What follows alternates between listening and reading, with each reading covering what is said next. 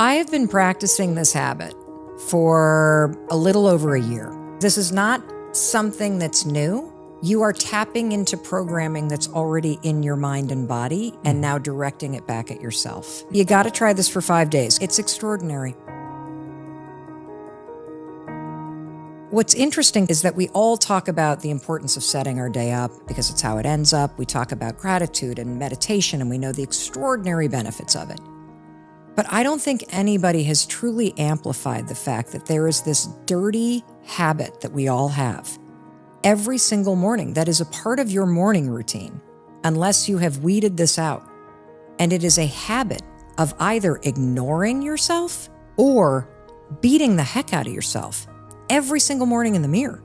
I mean, 91% of women don't like how they look.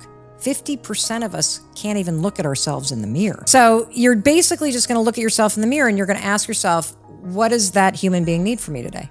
How can I show up for him or her or they? How do I do that today? Kindness? Do I need to be more courageous or bold? You kind of set this intention for yourself. And then you're simply going to raise your hand and you're going to high five yourself. Now, a couple things I want you to expect. Number one, it will feel weird, period. It feels weird for everybody because it is the opposite of what you're doing right now. And so your brain is going to reject it as odd. Number two, you're either going to have one of two reactions. That's it. There's no middle ground. You will either have a very profound positive experience where you're going to laugh, probably because it kind of feels good and it's kind of silly, or you're going to burst into tears in a positive way because it's a release that you have finally woken up and started supporting yourself. You just got it, and that's where the tears come from. But more likely, you will feel resistance. Every single morning, we bring with us our entire past. Whatever's been done to you, whether it's trauma or discrimination or abuse or neglect or abandonment, it is standing between you and the mirror. It's the dust. And you see that dust and you say, that means that I am not worthy. I am not lovable. So you see a human being that's distorted and you say to yourself, because of what's happened, I don't deserve a high five. And so I'm here to say you got to try this for 5 days because it's going to feel weird. You're going to resist it. And what's going to happen is you'll notice as you raise your hand, and this is where the science gets amazing. As you raise your hand, you will go from thinking this is weird or thinking this is stupid to silence. And this is explained by science. There is a field of study called neurobics. Neurobics is a word that I did not invent. It is aerobic or physical movement with new neural pathway development. And research has shown that when you use neurobics, it is the fastest way to form new neural pathways.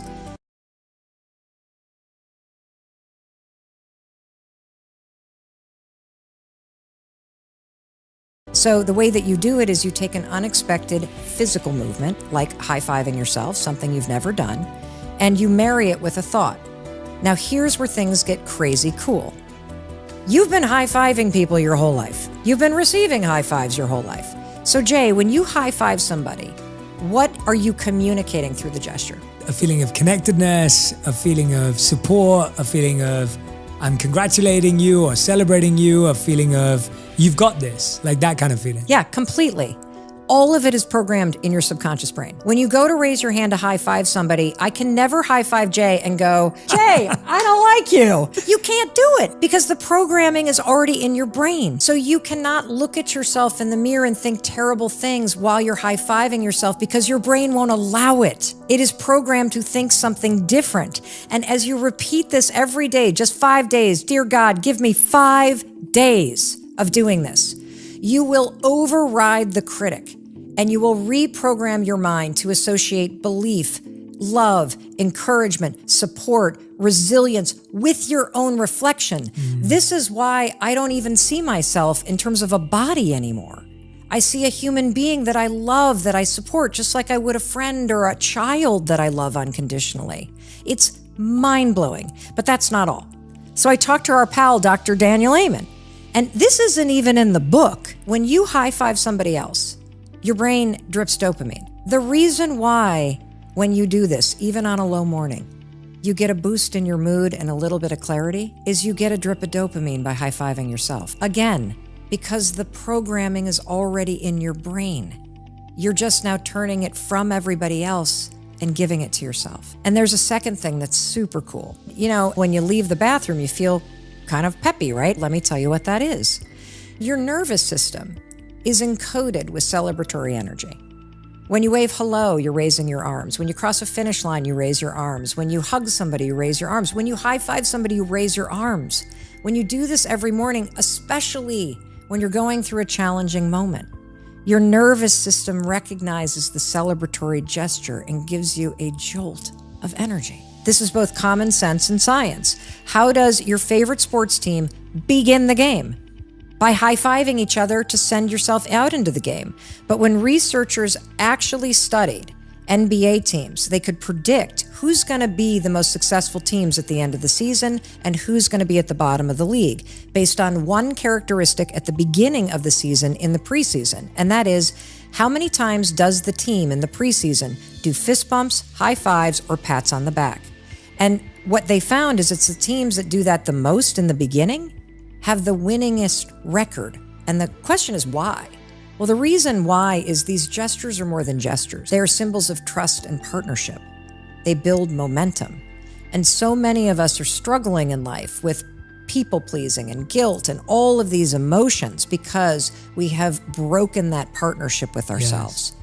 And this is a way every morning after brushing your teeth, we're going to stack this habit. Put the toothbrush down, pick up your hand, look yourself in the mirror and say, how am I going to show up for that human being today? And seal it with a high five. That's it. Your mood in the morning impacts your confidence and your productivity all day. We know that research from Harvard tells us that when you get intentional about how you're going to show up, it not only boosts your productivity and your confidence and your focus, it also changes your ability to make an impact with people. We also know all the research around what's called emotional contagion. When you separate leaders into two groups and you show one group of leader, very stressful videos for 20 minutes that make you feel agitated or bummed out, and you throw another group all these videos with puppies and kittens, the leaders that go in to their teams, within 10 minutes, the teams feel exactly either the negative agitation or the positive agitation, but it goes even deeper. So the high five habit in the mirror, it's just the Trojan horse. There are dozens of tools in this. The reticular activity system, which is the filter in your brain that in real time is changing. We've all experienced its effect when we've shopped for a house or a car. The second you start shopping for your first car, what happens?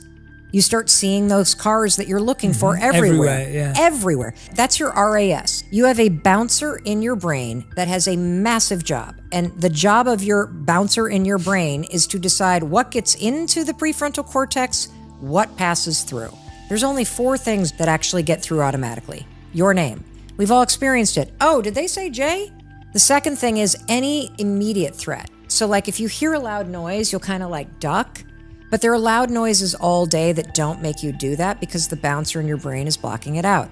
The third one, and this can be tricky for relationships, this is any sign that you think your partner might be interested in with you or somebody else. This is that jealousy. Hey. And then the fourth one, and this is where the treasure is. This is everything. Your brain filters the world based on what you tell it is important to you. So when you're shopping for a new car, you suddenly say to your RAS, this is important to me, and it lets in imagery of the car. This works in positive and negative ways. Trauma is an example of how your filter gets trained by a very negative event. It becomes very important because your nervous system responded to it, so your brain records as much as it can to try to protect you.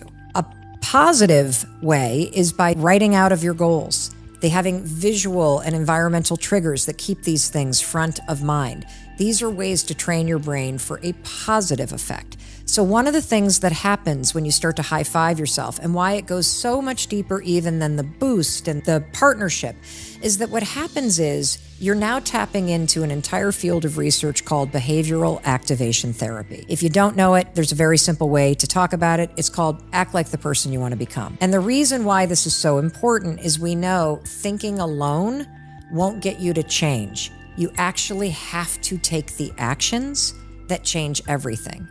And one of the reasons why high-fiving yourself is such a powerful action is the bouncer in your brain, the RAS, it's paying attention.